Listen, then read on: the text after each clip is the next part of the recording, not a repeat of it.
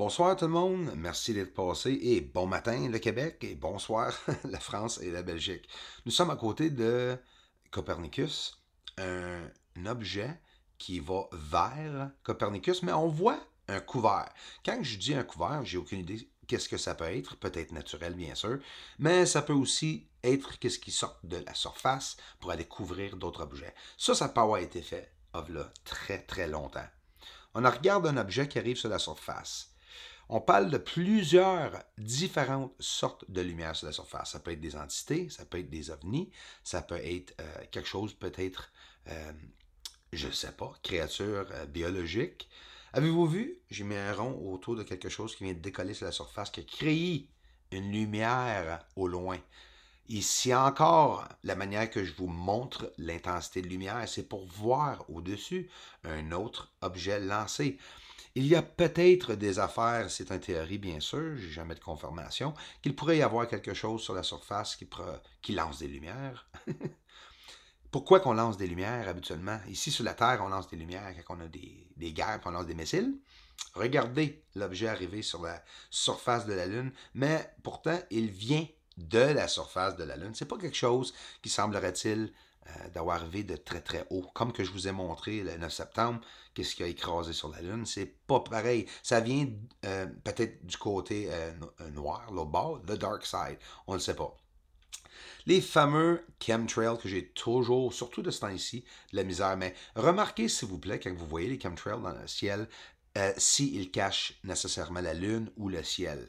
Ils sont sur l'elliptique où ce que les deux, la Lune et le Soleil, vous allez voir traverser dans le ciel. La ligne de chemin que ces deux objets célestiels font là, suivez-le et vous allez voir des chemtrails qui bloquent. Ici encore, juste au-dessous du Soleil. Surtout de ce temps-là, ils sont très, très, très occupés. On regarde avec un peu de musique le cratère Damoiseau sur différentes manières et tous les objets, les détails naturels ou non sur la surface. Et je vous reviens tout de suite après ça.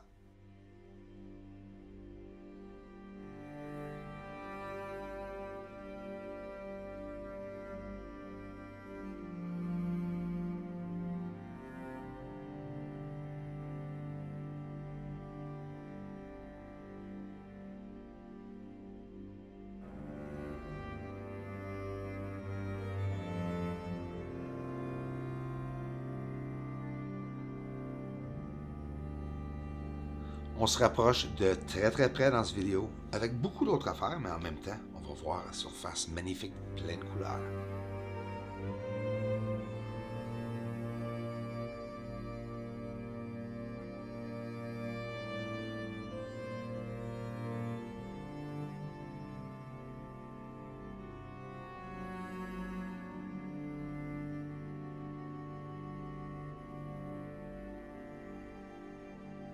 Des objets un à côté de l'autre qui semblerait-il être dans un genre de strip, une lignée peut-être creusée si vous voulez.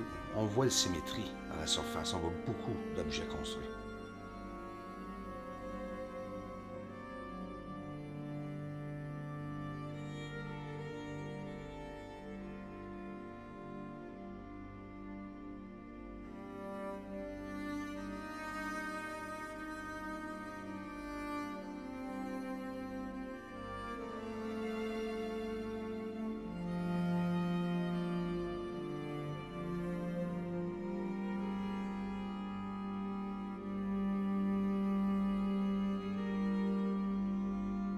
Une longue lignée au bout du cratère plateau. On peut voir une entité sur la surface. Au bout de la lignée, on voit aussi une fumée ou poussière très élevée sur la surface.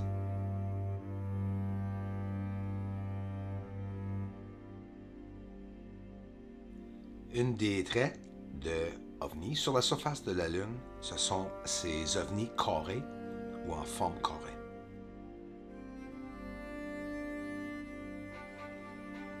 Pourquoi que la Chine ne voulait pas atterrir exactement sur Sinus Iridum? Ils ont dit qu'il y avait des obstructions sur la surface. Je vous êtes en train de vous les montrer présentement. Là, on va aller voir un endroit. Alors, regardez-moi les gros objets sur la surface. Les objets, un à côté de l'autre, avec même des lignes qui vont à ces endroits-là. Ça a l'air des compagnies ou non, mais regarde au-dessous. Il y a vraiment des structures sur la surface, des gigantesques rectangles, si vous voulez. On va le voir un peu différemment dans l'autre frame un peu plus près. C'est pas toujours évident de voir la surface. C'est normal, le monde ne le montre pas, c'est pas pour rien. Mais, quand même, à travers de tout ceci, là, le micmac, comme que certains disent, moi je vois juste de la beauté ici sur la surface. Je vois des lumières réflectives qui font exprès ou naturellement sont en train de nous obstruire de voir la surface, mais que ce soit un camouflage ou non, c'est ça que j'essaie de me servir de mon le petit peu que je sais sur l'espace, si vous voulez, my knowledge. Regardons les ovnis sur la surface qui passent en groupe, ensemble, à plusieurs fois, à plusieurs reprises et à plusieurs endroits sur la surface de la Lune. Ils sont très très durs à voir, mais 1 mille de long, qu'est-ce que vous voyez là? Le petit spot, si vous voulez. Le Space Station, le ISS, la station spatiale, ou quelque chose d'autre. Mais si vous me dites que c'est quelque chose d'autre, on a un problème. Parce que sinon, ça voudrait dire que je suis en train de voir un satellite passer au-dessus de la Terre. Là. Ça me surprendrait. Du feu sur la surface. Non, Bruce, il n'y a pas de feu. Sur la surface, il y a beaucoup de personnes qui me disent ça. Premièrement, qui aura la preuve, hein?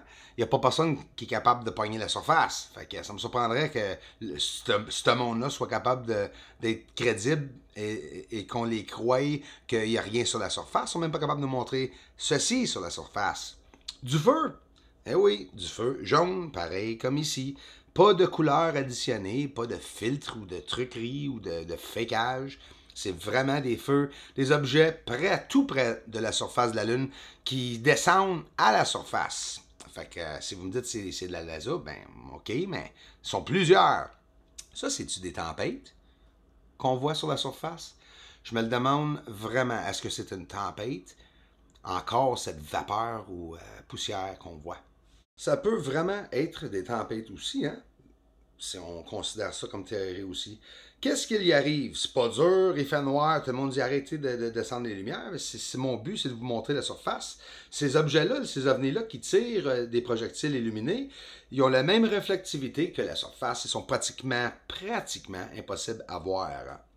Endymion, Endymion, le cratère, nous sommes très très près de l'endroit de la Lune où ce qu'on voit toujours que c'est très très excessivement blanc dans le nord, mais regardez en baissant l'intensité de lumière, sans trucage, simplement à descendre l'intensité de lumière et non le contraire si on parle de l'exposition, si vous voulez.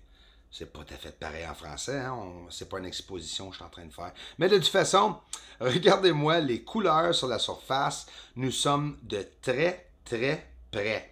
Et vous allez voir des genres de patch, si vous voulez. Des petits endroits où ce que tu vois que c'est embrouillé sur la surface à cause qu'il y a une autre sorte d'objet que le caméra, l'appareil, excuse-moi, la caméra, oui. L'appareil photo n'a pas la capacité d'être capable de le voir. Pourquoi? Parce qu'il est en train de faire focus sur les plus gros objets. Fait que c'est sûr que des fois, les plus petits objets, ils ne rentrent pas en focus. Regarde à l'intérieur des cratères, certains endroits où on voit des luminosités, des lumières illuminées, ça oscille. Et c'est là que je trouve, bien sûr, un peu de mouvement, de l'activité avec les ovnis, mais c'est la grandeur. Nous sommes... et voilà, ça c'est les patchs dont je vous parlais, que ce soit des patchs de végétation, je ne sais pas, mais sérieux, là, sérieusement. Regardez qu'est-ce qu'on voit. La surface est très colorée.